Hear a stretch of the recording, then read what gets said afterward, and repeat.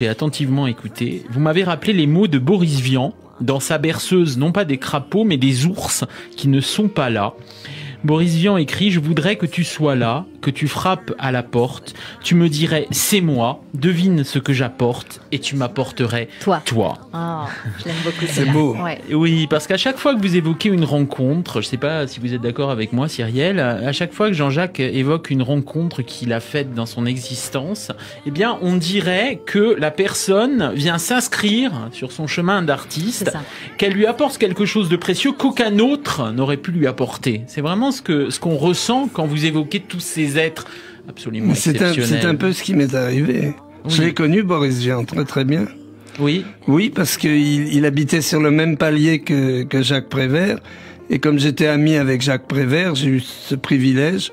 Et quand j'allais voir Jacques Prévert, souvent il m'est arrivé de croiser Boris Vian.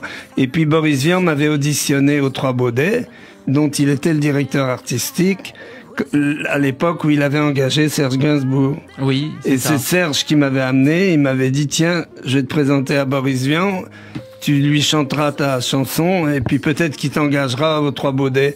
Et puis, il y avait beaucoup d'artistes qui cumulaient pour passer aux Trois Baudets. Il m'a pas retenu, mais je n'en ai absolument pas voulu. Je l'ai revu par la suite, et c'était quelqu'un de très très sympa. Alors vous avez été dans votre désir, vous avez donc été là au bon moment à chaque fois. Voilà ce qui me vient à vous écouter nous raconter ce Paris de la Closerie ou du boulevard Lannes, de la place du Tertre. Depuis même cet hôpital Trousseau, vous nous avez presque quittés au début de cet immense ouvrage. Alors cet enfant en souffrance paraît s'être nourri toute la vie de ces beautés terrestres, parce qu'il y a quand même un temps d'enfance que vous semblez n'avoir jamais quitté, cher Jean-Jacques, et comment ne pas faire le trait d'union avec ce début de vie si difficile. Parce que l'enfance, c'est une période de ma vie qui m'a terriblement à la fois émerveillé, interrogé, et je trouvais un vrai incroyable. Je crois que c'est la plus belle période de la vie, l'enfance. Alors la créativité, l'écriture de chansons et de spectacles est toujours, de toute manière, pour chacun d'entre nous, connectée d'une certaine manière à cette enfance qui, comme dirait l'autre, est le génie à volonté.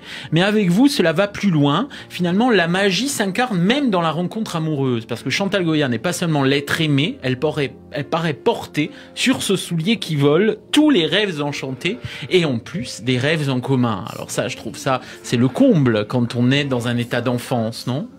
Mais oui, mais quand je l'ai connue, on aurait dit une enfant.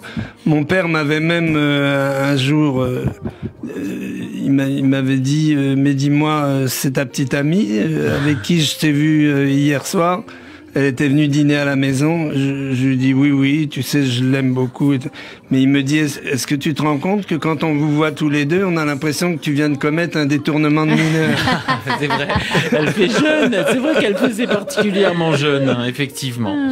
Alors, Chantal Goya donc n'est pas seulement l'être aimé. Elle contient donc tous vos rêves d'enfance. Et Cyrielle a fait un coup de psy, moi je dirais, en disant tout à l'heure que Chantal ne vous savait pas poser de lapin. Et je dirais, c'est vraiment un coup de psy, ça.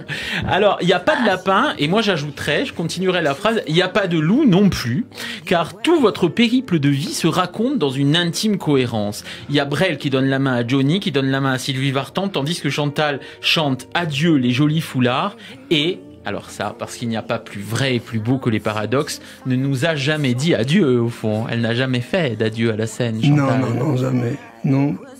Elle mourra sur scène, aussi je pense pas à ça, mais ouais. En tout cas le plus tard possible. Prenez le temps de chanter, de rire, de vous amuser. Tout le monde sait bien qu'après tout, la vie est souvent jolie quand on la prend du bon côté, a écrit votre si grand ami Charles Trenet. Et j'ajouterais, si vous me le permettez, cher Jean-Jacques, prenez le temps pour aimer la même femme, faire des collages, écrire des chansons, garder cette enfance au creux de votre cœur, vous serez un peu plus heureux. Car en vous écoutant, vous m'avez inspiré cela. Eh bien, c'est formidable ce que vous me dites. Ça me donne envie de vivre un petit peu plus longtemps.